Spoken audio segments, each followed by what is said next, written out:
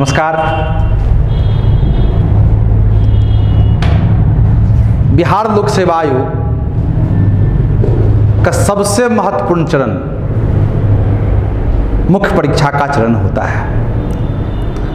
मुख्य परीक्षा के अंतर्गत सामान्य अध्ययन के 2 पत्र होते हैं और इस सामान्य अध्ययन का जो प्रथम पत्र होता है उसमें कुल मिलाकर के 3 खंड होते हैं और 3 खंड में जो सबसे पहला खंड होता है उसे कहते हैं भारतीय इतिहास, राष्ट्रीय आंदोलन तथा कला और संस्कृति। ये सबसे पहला चरण यानी कि खंड ए होता है। कुल मिलाकर के इस खंड से 6 प्रश्न पूछे जाते हैं। 3 प्रश्नों का उत्तर देना आपके लिए अनिवार्य होता है, यानी आपके लेखन शैली की शुरुआत भारतीय इतिहास तथा कला और संस्कृति के साथ होता है। यह विषय काफी रुचिकर होता है, लिखने में आसान होता है, बहुत इंटरेस्टिंग होता है और साथ में यदि आपने चंद प्रश्नों को लिखने का अभ्यास कर चुके हैं तो फिर आपकी कॉपी सोने की सिक्का से भर जाएगी। यही इस विषय की विशेषता है। सामान्य अध्ययन का जो खंड ए होता है प्रथम पत्र का भारतीय इतिहास तथा कला और संस्कृति से संबंधित ये विषय होता है। कुल मिलाकर के आपके पास इस विषय के प्रस्तुतिकरण हेतु लगभग 1 घंटा 10 मिनट का समय होता है, यानी अधिक से अधिक 1 घंटा 10 मिनट आप समय इस पर खर्च करेंगे। और यदि आपने थोड़ी तैयारियां की है, सही मार्गदर्शन आपको मिला है, तो निस्संदेह मैं आपको ये विश्वास दिलाता हूँ कि आपके कलम से शब्द नहीं बल्कि सोना और हीरा जैसा आभूषण निकलेगा जो आपकी सफलता में मील का पत्थर साबित होगा। अभ्यर्थियों, राष्ट्रीय आंदोलन तथा कला और संस्कृति से जुड़ा हुआ बिहार लोक सेवा आयोग की परीक्षा में करीब ये निर्धारित होता है कौन कौन से प्रश्न आपसे पूछे जाएंगे, ये तय होता है। बस थोड़ी सी सही मार्गदर्शन और सावधानी की आवश्यकता है। हमने इस खंड को बहुत ही सरल तरीका से, सहज तरीका से आपको समझाने की चेष्टा किया है। हमें पूरा विश्वास है अच्छी तरह से इस खंड को आप समझ जाएंगे। आपके लिए यह खंड काफी रुचिकर हो जाएगा, लिखना आसान हो जाएगा और कुल मिलाकर के इस खंड से 114 अंक का जो प्रश्न होता है उस 114 अंक में आप निस्संदेह 90 से 95 अंक तक हासिल कर सकते हैं, क्योंकि आपको ये पता होगा कि कौन कौन सा प्रश्न पूछा जाएगा। बस आपको बार बार पढ़ के उसे याद करना है, हमेशा उसे रिकॉल करते रहना है और एग्जाम हॉल में जाकर के इस खंड के लेखन शैली को प्रारंभ करना है। हमने राष्ट्रीय आंदोलन तथा कला और संस्कृति को आपको अच्छी तरह समझाने हेतु इसे 4 खंडों में बांटने की चेष्टा किया है, 4 खंड में। और ये 4 खंड जो है, इस 4 खंड में हमने सबसे पहला जो खंड आपके लिए तय किया है उसका नाम दिया है हमने कला और संस्कृति, यानी कि आर्ट एंड कल्चर, कला और संस्कृति।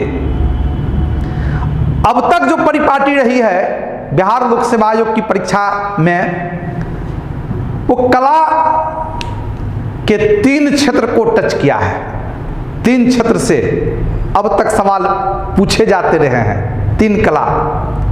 और 3 कला में पहला मौर्य कला, दूसरा पाल कला, तीसरा पटना कलम शैली, यानी कि 3 कला में से एक कला पूछने की परिपाटी आज तक बिहार लोक सेवा आयोग की परीक्षा में रही है। लेकिन विगत कई वर्षों से बिहार की एक कला जो काफी चर्चा में रहा है, जिसकी ऐतिहासिकता है, वो कला है मिथिला पेंटिंग या मधुबनी पेंटिंग। और आने वाले समय में इस कला को पूछे जाने की संभावना है। इस हेतु हम आपको ये परामर्श देंगे, आप मिथिला पेंटिंग यानी मधुबनी पेंटिंग का भी अभ्यास कर लें। यानी कि कुल मिलाकर के 4 कला, मौर्य कला, पाल कला, पटना कलम शैली और मिथिला पेंटिंग, इस 4 कला का अध्ययन आप करेंगे। मैं आपको विश्वास दिलाता हूँ एक कला निश्चित तौर पर पूछे जाएंगे। और यदि आपने पहले से अभ्यास कर लिया है तो फिर एग्जाम हॉल में जाएंगे, प्रश्न का नंबर देखेंगे, 20 से 22 मिनट के भीतर इस कला का प्रस्तुतिकरण आप कर देंगे अपने कॉपी के ऊपर, ताकि अच्छा अंक आप हासिल कर सकेंगे। तो बंधुओं, इस 4 कला का अभ्यास आप निश्चित तौर पर करें, जो आपके लिए काफी उपयोगी होगा। अगला कदम बढ़ाते हैं हम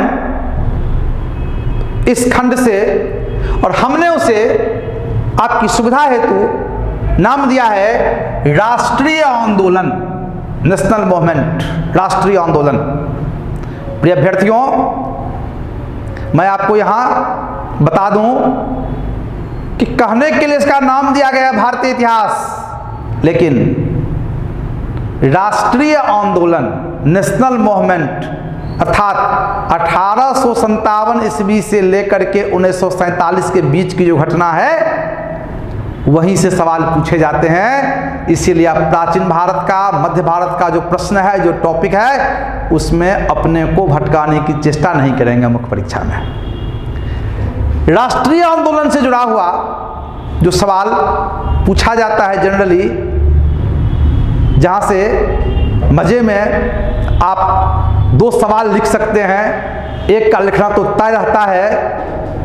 तो हम उस महत्वपूर्ण टॉपिक की चर्चा करते हैं आपके बीच। और सबसे पहला इसमें 1857 का विद्रोह होता है, यहीं से राष्ट्रीय आंदोलन, नेशनल मूवमेंट की शुरुआत होती है। तो राष्ट्रीय आंदोलन के अंतर्गत आप 1857 ईस्वी के विद्रोह को अच्छी तरह से पढ़ने, समझने और लिखने की चेष्टा करेंगे, खास करके जिसका संबंध बिहार के साथ है। यानी कि बिहार में 1857 ईस्वी का विद्रोह, बाबू कुंवर सिंह की भूमिका, बहुत अच्छे तरीका से आप इसको समझेंगे, आप लिखेंगे, सरल भाषा में लिखेंगे, ताकि मजे में एग्जामिनर आपके लेखन शैली से प्रभावित होकर के अच्छा अंक देने को बाध्य हो जाए। सेकंड टॉपिक जो नेशनल मूवमेंट से जुड़ा हुआ होता है, जहां से सवाल पूछे जाते हैं, हमने उसका नाम दिया है भारत में राष्ट्रवाद का विकास, नेशनलिज्म, राष्ट्रवाद। यानी कि 57 ईस्वी के विद्रोह के साथ ही भारत में राष्ट्रवाद का उदय होता है। तो राष्ट्रवाद के उदय के पीछे क्या कारण थे, आप इसका अध्ययन करेंगे। थर्ड जो टॉपिक होता है, उसका नाम हमने दिया है बिहार प्रांत का गठन। जैसा कि जानते हैं आप सभी कि बिहार को मध्यकाल के अंत होते होते बंगाल में शामिल कर दिया गया। बिहार की अपनी जो ऐतिहासिक गाथा थी, ऐतिहासिक परंपरा थी, वो धूमिल हो गई और बंगाल का एक पार्ट बन करके बिहार रह गया। 1857 ईस्वी के विद्रोह के उपरांत बिहार प्रांत के गठन हेतु बिहार के राष्ट्रवादियों ने आवाज को बुलंद करना शुरू किया और डॉक्टर सच्चिदानंद सिन्हा के विशेष प्रयासों से अंत में बंगाल से बिहार को अलग किया गया और बिहार नामक एक अलग प्रांत का गठन 1912 ईस्वी में हुई। तो बिहार प्रांत के गठन से जुड़ा हुआ एक सवाल मुख्य परीक्षा हेतु इंपोर्टेंट होता है। नेक्स्ट टॉपिक, 1917 में चंपारण सत्याग्रह। बंधुओं, भारत की आजादी का द्वार चंपारण सत्याग्रह की सफलता के साथ खुलता है। भारतीय इतिहास में राष्ट्रीय आंदोलन में चंपारण सत्याग्रह का विशेष महत्व है, क्योंकि इस सत्याग्रह की सफलता ने यह साबित कर दिया कि अगर तार्किक तरीका से, शांतिपूर्ण तरीका से सत्याग्रह के माध्यम से अपनी मांग को रखा जाए तो ब्रिटानिया हुकूमत भारत को आज़ादी देने हेतु बाध्य हो जाएगी। यानी कि भारत की आज़ादी का मार्ग चंपारण सत्याग्रह से प्रशस्त होता है, खुलता है। तो निस्संदेह चंपारण सत्याग्रह के पीछे क्या कारण थे, क्या स्वरूप था, क्या इसका परिणाम हुआ, आप इसका अध्ययन करेंगे विस्तार से। हमने अगले टॉपिक के रूप में असहयोग आंदोलन और सविनय अवज्ञा आंदोलन, यानी कि 1920 से लेकर के 1932 के बीच ये दोनों आंदोलन हुए, असहयोग आंदोलन और सविनय अवज्ञा आंदोलन। इस आंदोलन में बिहार की क्या भूमिका रही, गांधी जी का क्या योगदान रहा, आप इसका अध्ययन करेंगे, क्योंकि इन दोनों आंदोलन ने भारत की आज़ादी के मार्ग को न सिर्फ सुलभ किया, बल्कि हम लोग आज़ादी हासिल करने की दिशा में अपनी आधी दूरी तय कर लिया। अर्थात 1857 ईस्वी के विद्रोह से भारत में जिस वातावरण का निर्माण हुआ था, इस प्रकार से आज़ादी हासिल करने की दिशा में कदम बढ़ाए गए थे, हमने 1932 आते आते आधी दूरी तय कर ली। तो असहयोग आंदोलन, सविनय अवज्ञा आंदोलन के पीछे क्या कारण थे, क्या स्वरूप, क्या परिणाम, और खास करके बिहार की क्या भूमिका इसमें हुई, आप इसका अच्छी तरह से अध्ययन करेंगे। अगला टॉपिक जो है राष्ट्रीय आंदोलन से जुड़ा हुआ, उसका नाम दिया है हमने 1942 का भारत छोड़ो आंदोलन, यानी क्विट इंडिया मूवमेंट। और क्विट इंडिया मूवमेंट में संपूर्ण भारत की अहम भूमिका रही, परंतु अगर हम ये कहें कि इसमें बिहार की भूमिका सर्वोपरि रही, सबसे अग्रणीय रही, यह कोई अतिशयोक्ति नहीं होगी, क्योंकि बिहार ने इस क्रांति में जो बलिदान दिया वह निस्संदेह सराहनीय है। क्विट इंडिया मूवमेंट के क्रम में बिहार में आजाद दस्ता बना। आजाद दस्ता जयप्रकाश नारायण का अहम योगदान रहा। जान पर खेल करके इन्होंने हजारीबाग सेंट्रल जेल से भाग करके नेपाल की तराई में आजाद दस्ता का निर्माण किया और बिहार के युवकों को प्रशिक्षित करके इन्होंने अंग्रेजों को नाकों तले चना दबाने के लिए बाध्य कर दिया। निसंदेह इस क्रांति के विषय में सुनकर के रुआ खड़ा हो जाता है। भारत की आजादी की दिशा में ये सबसे बड़ा यह क्रांति था। आप अंदाजा लगा सकते हैं कि 1942 की क्रांति के 5 वर्ष के भीतर अंग्रेज भारत को आजादी देने को बाध्य हो गया।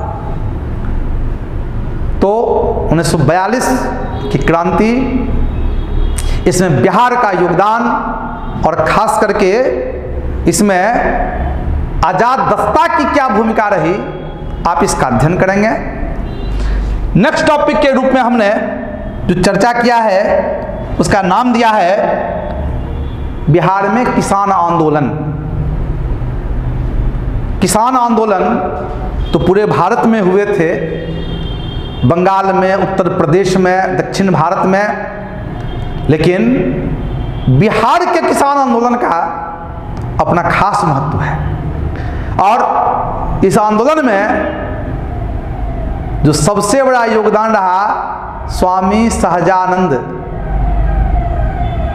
का सबसे बड़ा योगदान रहा। और स्वामी सहजानंद ना सिर्फ बिहार के किसानों को वरन भारतवर्ष के किसानों को संगठित किया, उन्हें अपने कर्तव्य के विषय में, अपने अधिकार के विषय में जागृत किया और अपने अधिकार के साथ साथ किस प्रकार भारत माँ को जो गुलामी की जंजीर थी उससे बाहर निकाला जाए, उस जंजीर को तोड़ करके भारत माँ को मुक्त किया जाए, इसके लिए उन्होंने मार्ग प्रशस्त किया किसानों का। कहते भी हैं कि भारत किसानों का देश है।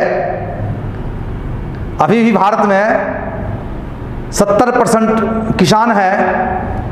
निसंदेह भारत की आज़ादी में इन किसानों की बड़ी भूमिका रही। और सबसे बड़ी बात, किसानों ने बार बार अपने व्यक्तिगत हितों का परित्याग करके भारत की आज़ादी के लिए अपना सर्वस्व न्यौछावर करने का प्रयास किया। तो हमें इस टॉपिक का अध्ययन करना अच्छी तरह से कि बिहार में किसान आंदोलन, खास करके स्वामी सहजानंद का योगदान इसमें देखना है। और फिर हम अगले टॉपिक के रूप में बात करेंगे बिहार में, भारत में पाश्चात्य शिक्षा का विकास और प्रेस की भूमिका, यानी कि आधुनिक शिक्षा, ब्रिटिश शिक्षा या पाश्चात्य शिक्षा के नाम से जानते हैं। तो किस प्रकार इसका विकास हुआ, प्रेस की क्या भूमिका रही और इस शिक्षा पद्धति ने किस प्रकार से भारतीयों को आज़ादी पाने हेतु जागृत किया, इस संदर्भ में बात करेंगे हम लोग। तो इस राष्ट्रीय आंदोलन का जो हमने एक खंड यहाँ तय किया था, उससे जुड़ा हुआ 1857 का विद्रोह, बिहार में राष्ट्रवाद का विकास, बिहार प्रांत का गठन किस प्रकार हुआ, चंपारण सत्याग्रह की क्या भूमिका है, असहयोग सविनय अवज्ञा आंदोलन क्या था, 1942 के क्रांति में बिहार की क्या भूमिका रही, किस प्रकार बिहार में किसान आंदोलन हुए, और फिर भारत में और बिहार में पाश्चात्य शिक्षा के विकास से जुड़ा हुआ सवाल अध्ययन करना है। यहाँ से 2 प्रश्न का उत्तर हर हाल में हम लिख सकते हैं। इसके बाद हमने अब तक कला और संस्कृति, राष्ट्रीय आंदोलन के विषय में चर्चा किया। सुविधा के लिए तीसरे खंड में हम लोग जनजातीय आंदोलन तय किया है, निर्धारित किया है। और जनजातीय आंदोलन से जुड़ा हुआ जो परिपाटी अब तक रही है, अधिक से अधिक 3 जनजातीय आंदोलन पूछा जाता है। और 3 जनजातीय आंदोलन में पहला संथाल विद्रोह,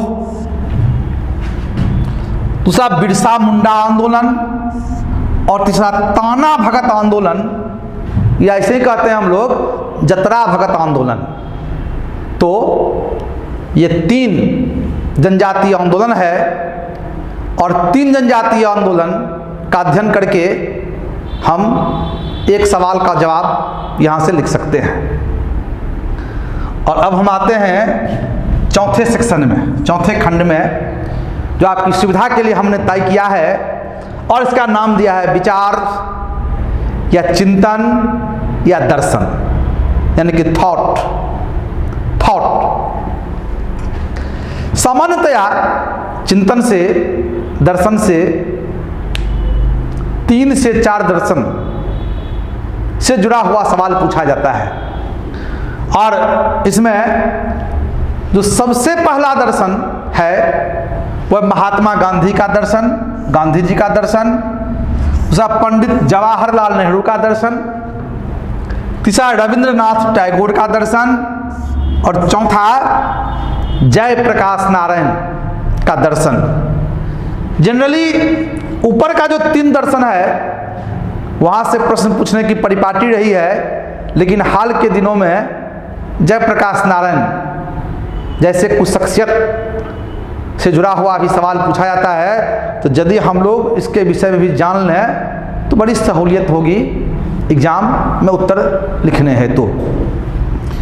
तो आप जीएस प्रथम पेपर का खंड 1 के अंतर्गत भारतीय इतिहास तथा कला और संस्कृति से जुड़ा हुआ जो सवाल है, जिसका हमने विस्तार से चर्चा किया आपके बीच, आप इसका अध्ययन करें, आप इसका मनन करें, लिखने का अभ्यास करें। निसंदेह आपको हम विश्वास दिलाते हैं कि यदि अच्छे तरीका से आप इसका अध्ययन करते हैं तो 114 अंक का जो भारतीय इतिहास का प्रश्न होता है उसमें 90 से 100 के बीच तक आप अंक हासिल कर सकते हैं, जो आपकी सफलता का एक बहुत बड़ा पार्ट होगा, अध्याय होगा, मील का पत्थर होगा।